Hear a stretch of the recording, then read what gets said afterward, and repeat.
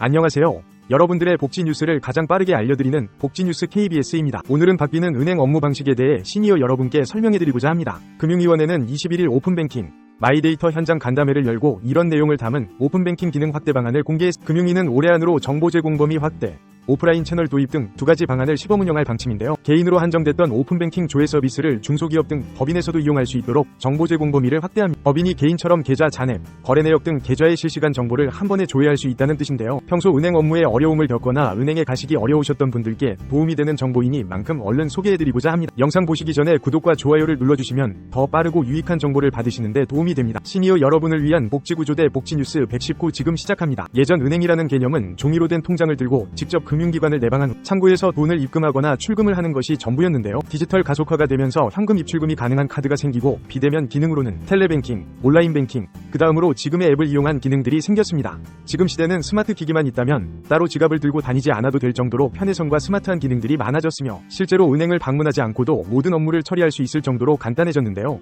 은행 업무들이 발달하면서 K뱅크, 카카오뱅크, 토스 등 온라인 뱅크까지 출연한 모든 은행 업무를 오픈뱅킹 서비스로 편리하게 이용할 수 있게 되었습니다. 오픈뱅킹이란 조회나 이체 등 은행의 핵심 금융 기능을 표준화해 다른 사업자에 개방하는 은행권 공동 인프라를 뜻하는, 다시 말해 내가 사용하는 주거래 은행을 통해 다른 은행의 계좌에서 돈을 입금하거나 출금할 수 있는 기능을 의미하는데요. 공동결제 시스템이라고도 하고 앱 하나로 모든 은행 출금 및 이체가 가능합니다. 즉 모든 은행의 계좌이체 시스템을 개방하는 공동결제 시스템으로 2019년 10월 30일에 시범 도입돼 12월 전면 시행됐습니다. 이런 서비스는 소비자가 은행별로 일일이 앱을 설치할 필요 없이 한 개 은행 앱이나 핀테크 기업의 앱에 자신의 모든 은행 계좌를 등록해 결제, 송금, 이체 업무를 할 수 있는데요. 금융위에서 발표한 내용에 따르면 올해 안으로 모바일 등 온라인에만 한정했던 오픈뱅킹 서비스, 은행 영업점 등 오프라인 채널까지 인프라를 넓혀 더욱 편리한 서비스를 제공한다고 합니다. 하나의 은행을 방문해 다른 은행에 보유한 계좌 조회와 이체 업무까지 처리할 수 있게 하겠다는 얘기인데요. 오픈뱅킹 활용 과정에서 금융소비자보호법 적용 근거를 담은 오픈뱅킹 영업점 활용 가이드라인도 마련합니다. 이는 점점 사라지는 ATM, 기기와 은행 지점이 부족한 지역의 고객 불편과 고령층 이용 어려움을 해소하기 위해서인데요. 올해 하반기 이런 두 가지 방안의 시범 운영을 앞두고 유관기관과 함께 태스크포스 논의와 금융권 전산 개발에 속도를 낼 계획입니다. 예를 들어 신한은행을 방문하여 국민은행 같은 다른 은행의 입금이나 출금 이체가 가능하고 잔액 및 거래 내역 조회,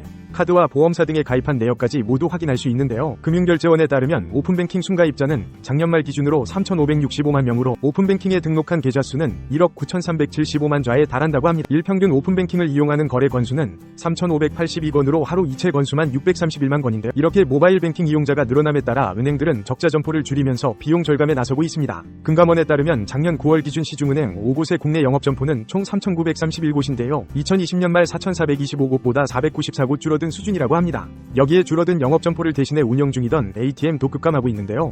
ATM 수는 2021년 말 23,555개에서 작년 6월 말까지 21,325개로 2,230개에 줄어들었습니다. 은행 측에서는 오프라인 오픈뱅킹 확대로 모바일이나 온라인 뱅킹에 익숙하지 않은 디지털 금융 취약계층이 더욱 편리해질 것으로 보고 있는데요. 집 근처의 A은행에 가서 B은행의 거래 내역과 입금 확인 등이 모두 가능해져 연말쯤에는 은행 영업점에 내방한 고객이 해당 은행에서 오픈뱅킹 서비스에 가입만 하면 다른 은행의 계좌이체 및 조회를 할 수 있을 전망입니다. 이렇게 시행이 된다면 몸이 불편해 멀리 떨어진 주거래 은행에 가기 불편하셨던 어르신분들은 근처에 있는 다른 은행에 가셔서 업무를 보시기 훨씬 수월해질 것으로 예상됩니다. 간만에 어르신분들께 실제로 도움이 될 만한 정책이 발표가 되었는데요. 이렇게 표 갈라치기나 정치적 수만을 본 정책이 아니라 어르신들께 실제적으로 도움이 될 수 있는 다양한 복지 정책들이 앞으로도 꾸준히 발표되기를 기원합니다. 복지뉴스 119. 오늘은 바뀌는 은행 업무 방식에 대해 알아보았습니다. 오픈뱅킹 서비스가 은행 지점에서 시작이 된다면 대출, 보험, 연금, 행정정보를 통합한 오픈 파이낸셜 서비스를 추진할 전망이라고 하며 교통, 교육, 여가, 복지, 의료 데이터까지 통합시키는 오픈 데이터로 확대될 전망이라고 하는데요. 이러한 기술과 정책의 발전을 통해 어르신들의 행복하고 편안한 노후에 도움이 되기를 바라겠습니다. 지금까지 시니어 여러분을 위한 복지뉴스 KBS였습니다.